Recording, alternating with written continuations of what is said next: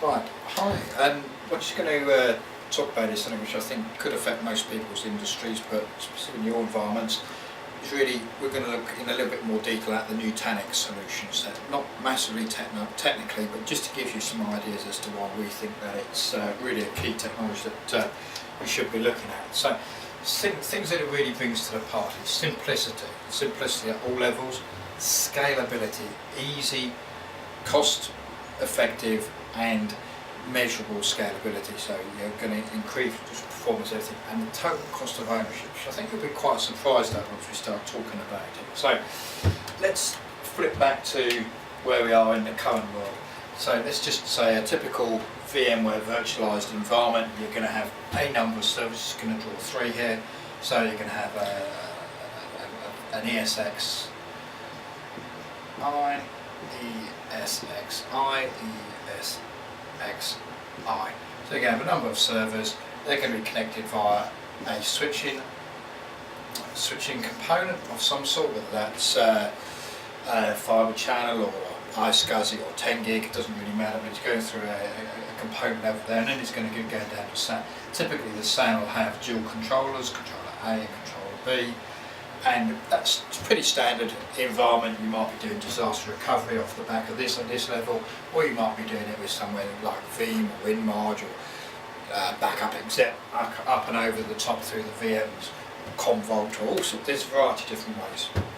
So you've got your switching over here, switching over here. Well, this architecture is okay, and it's served people well, and it's moved people into the virtual environment, but it has a number of inherent issues. So this is probably likely to be HP or Dell or IBM. It'll be one of the mainstream servers, or even Huawei, or so. There's a variety of different servers. The switching could be something like, say, Brocade, Force 10, which actually is Dell now, or a number of other quality switches. It could be anything. It could be a whole variety of things. And then down here you like to have maybe, say, a NetApp, or something else such as, let's say, an EMC, but the chances are you'll have a reasonably very expensive quality system at all levels if you're sort of serious about this sort of game. And that's just great. This has served us well for a long time, but you've got all sorts of issues. You've got issues such as how do you troubleshoot this? This is from different manufacturers, so you've got to look at different stats from different levels. Do the stats match? If you want to add, say, an SQL server, well, you've got to get the right RAID groups down here, you've got to create the right LUNs, you've got to project them up through the various different systems into the VMware environment, and all. There's quite a lot of complexity in that. You've also got areas where you're going to have performance blocks, particularly around here and here. You've got the I/O blender effect, because this might be tuned and okay for reads, but is it tuned and okay for writes? And the two aren't necessarily the same, so different infrastructures have different issues. So running VDI and a normal VM workload across here is almost impossible. It's just different characteristics of things that you need to do. And simply, even just simplicity of running, say, an Exchange and SQL and file and print servers, they all have different characteristics in the way in which they use the infrastructure. It's fraught with problems, and a lot of manpower goes into keeping it alive and keeping it running. So we think one of the best things that you can do is to look at a product called Nutanix. Nutanix is a solution that's come from the web scale environment. It's very, very fast, it's very scalable, and very block aware. So in essence, what you do is you buy a block or a couple of blocks, which comes with a number of nodes, say 1, 2, 3, 4, and then you have a 10 gig switch down the bottom, and that effectively is your infrastructure, because within here you have a set of disks, which you have disks for each of those, which is SSD and traditional hard disks, and you have one for each node, one set of them. You have your RAM and you have your CPU. So from a scalability point of view, as you build and add another one, so if you added another block, you would add more hard disks, more SSD, more RAM and more CPU. So everything is scalable, and it's scalable at a manner in which you know and can believe is fully scalable.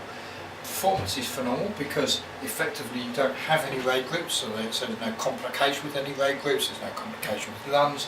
You effectively create a giant, let's draw it in a slightly different colour, you create a giant NFS mount which is presented up to all of the nodes. Obviously you can choose to present that to some of the nodes and onto the next group, and you've created a cluster.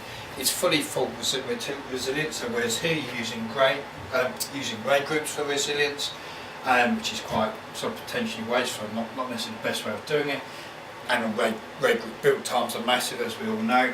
Here you've got an n+1, so effectively as we write down to a disk, and let's say these disks here say are associated with this particular node here, as we write down to here, we're also taking a copy and putting it onto here, or we're making it cluster away and putting it onto there. So we've got the ability to do n+1 copies of the data. What we'd like to do is come along and give you a much more detailed version of this, and really go through everything in great detail. But I'd like to leave you with a couple of thoughts, because it's worth looking at what this really means in the real world. So here's a couple of interesting facts from some studies that we've done when it comes to total cost of ownership.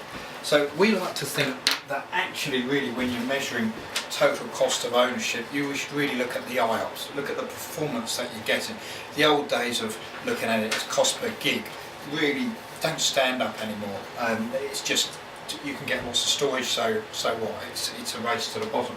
What you really need is performance. So if you look at cost per IOP, figures you can get from mainstream storage providers are quite entertaining, and they depend very much on the RAID group configuration and what they've been tuned for. But let's just say a typical one that we're going to look at is something that gives us a total cost for a RAID group in a traditional environment. So a traditional environment over the cost per IOP is really coming out at around about £14.22 per IOP over a year. That's quite enormous. If you stretch it over longer years, and it gets even more. If you look at that from the point of view of a Nutanix system, where the amount of performance that you're getting is significantly higher than actually what you're looking for in here, Nutanix. The cost per IOP comes out at around £2.32 per IOP. Now the difference is massive. And you say, well, okay, is that important? But yeah, performance is important. That's what you're putting it in for. You're not putting it in for the fun of it. You're not going to replace this to make it slower. You want to upgrade it. You want it to go off the proverbial shovel. This is a very simple way of measuring and looking at the performance characteristics.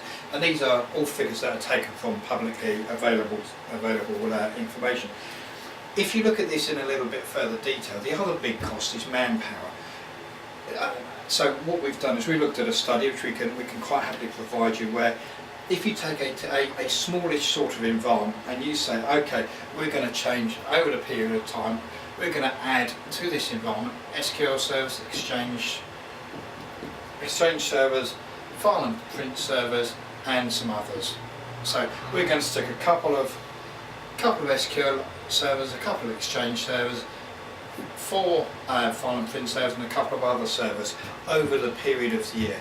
We're also going to build into this model upgrading these components, because if you think you've got to upgrade the firmware here, the ILO firmware, you've got to upgrade the drivers, you've got to upgrade the VMware, you've got to upgrade the switches, you've got to upgrade the SAN and all the components that go into this infrastructure. And here you've just got to do one very simple point and click upgrade, and it does everything for you.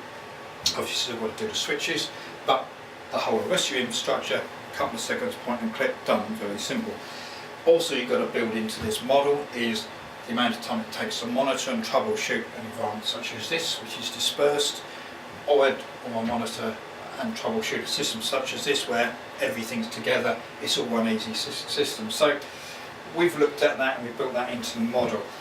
So bearing in mind that we're looking at adding a few servers in there, plus the monitoring, the general day-to-day work that you need to do on this sort of system, we think that on a small system, the cost per month to look after this, and this is based on a a salary of 40,000, so it's yet again not an excessive salary, and we can tune this to your environment.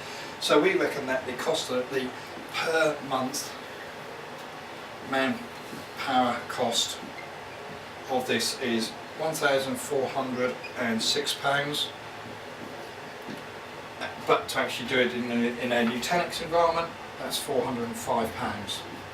Now, that doesn't sound a massive difference, but if you do that over, say, a 5-year period, the cost difference is 192k. That's a massive difference, and that's really what we want you to leave you with, is the cost of manpower, the differential cost of manpower is massive. You add into that the performance changes that you're getting, and you start to think actually putting in a Nutanix solution really does make a lot of sense. Anyway, what I'd like to do is spend some time with you in your environment doing this sort of analysis